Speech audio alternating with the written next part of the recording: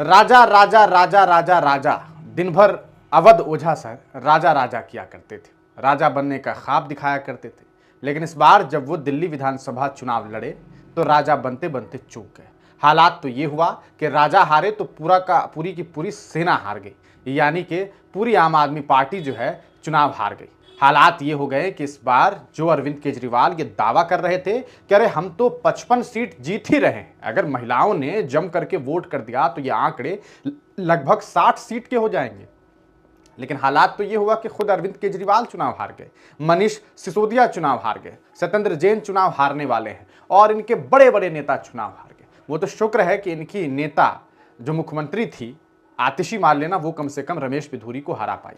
आपको बताते चले कि अवध ओझा सर पटपटगंज से चुनाव लड़ रहे थे, लेकिन वहां से जनाब चुनाव हार गए। आपको बताते चले जो आप स्क्रीन पर देख रहे हैं, रविंदर सिंह नेगी भारतीय जनता पार्टी के नेता है और बड़े नफरती नेता है। ये बात इसलिए कह रहा हूं क्योंकि लगातार मुसलमानों को लेकर के जहरीला बयान इनके द्वारा देखा गया है और इनकी हरकतें भी ऐसी रही है। छोटे छोटे दुकानदार सब्जी विक्रेता के पास जाएंगे, वहां पर भगवा झंडा लगा देंगे, कहेंगे ये लगाओ ताकि पहचान हो, कोई दूसरा जिहादी आपकी दुकान पर ना आ सके। इस तरह की हरकतें ये कर चुके हैं।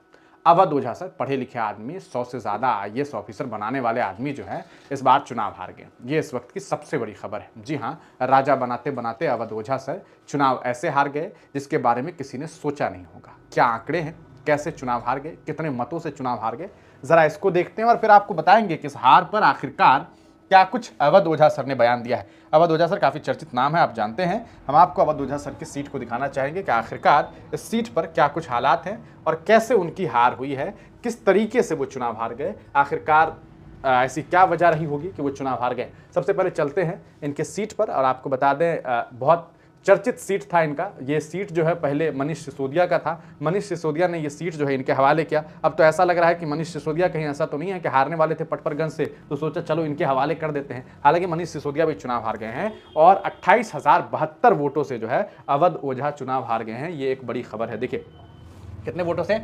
28,072 वोटों से चुनाव हार गए हैं और ये 74,060 वोट लाकर रविंद्र सिंह नेगी जो है वो चुनाव जीत गए। हार के पीछे की वजह राजा साहब ने मतलब अवध ओझा सर ने ये कहा है कि ये चुनाव मैं इसलिए हार गया क्योंकि हमारा व्यक्तिगत जो कहा जा सकता है लोगों से जो लगाव था वो ज़्यादा नहीं बन पाया। ये हार हमारी व्यक्तिगत हार है, ये पार्टी की हार नहीं है। पार्टी की हार पर अभी उन्होंने टिप्पणी करने से इनकार किया है। उन्होंने कहा है कि अब इसके बारे में जानकारी लेकर के हम आपको बाइट देंगे, लेकिन फिलहाल के लिए ये है कि ये मेरी व्यक्तिगत हार है, जो बहुत कम वक्त हमें मिला, हम लोगों को नहीं जोड़ सके, लेकिन हम दूसरी बार भी चुनाव लड़ेंगे और यहीं से चुनाव लड़ेंगे और जीतेंगे भी। तो ये बड़ा बयान जो है वो अवध ओझा सर ने दिया है। आप अवध ओझा सर की हार को किस तरीके से देखते हैं और आम आदमी पार्टी के इस हार को कैसे देखते हैं, अपनी राय कमेंट सेक्शन में जरूर दीजिए।